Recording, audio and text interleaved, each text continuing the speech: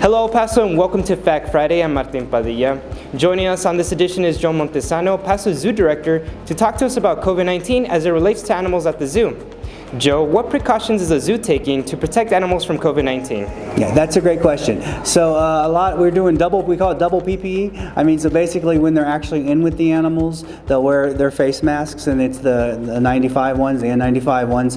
They'll also wear a face shield if they're doing very close contact work with the animals, like medical work or something where they're actually getting very close or hands-on. When I say hands-on, it's usually through bars still, but still where you can do a blood draw or something on the animals. So we're doing that. We're also doing our employees get their fever temperature checked, hopefully no fever, but their temperature checked daily as they come into work. Certainly, and we have a quick questionnaire on have you been in contact with anybody, the normal questions that we've all come to know, but they ask them those basic questions, and if they do show any sign, obviously, of a fever, any sign of they've been exposed to COVID, they'll either reassign them or send them home depending on what we can do that day.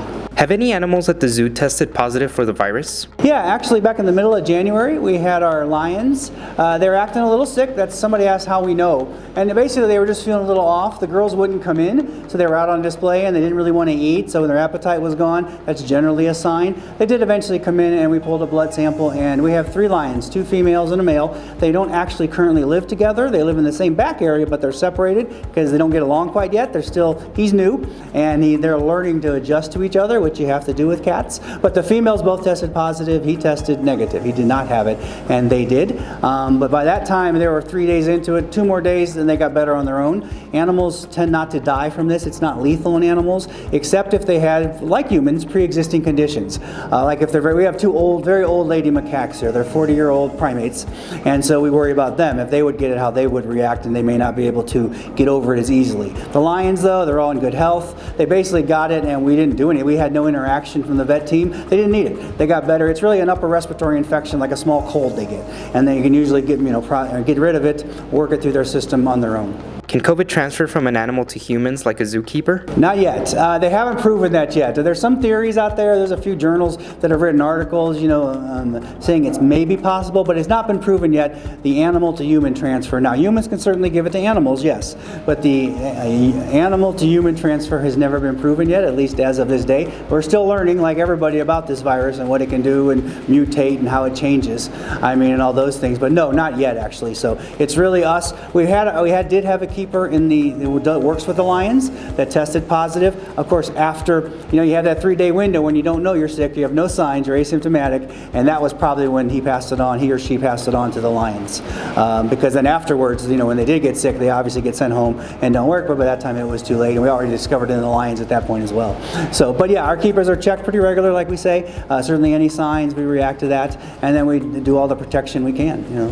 Is there a COVID vaccine for lions or other animals at the zoo? Another great question. They're in development, yes. They have one they've been using. It's a animal pharmaceutical team, actually. They have developed one, and they're using it. They're kind of guessing on the success rate because it's a little harder to tell. These patients can't talk to you, so it's harder to know what's going on with them. But we're on a waiting list right now to get it. Unfortunately, it's a slower manufacturing process, and so we are definitely on a waiting list to get it.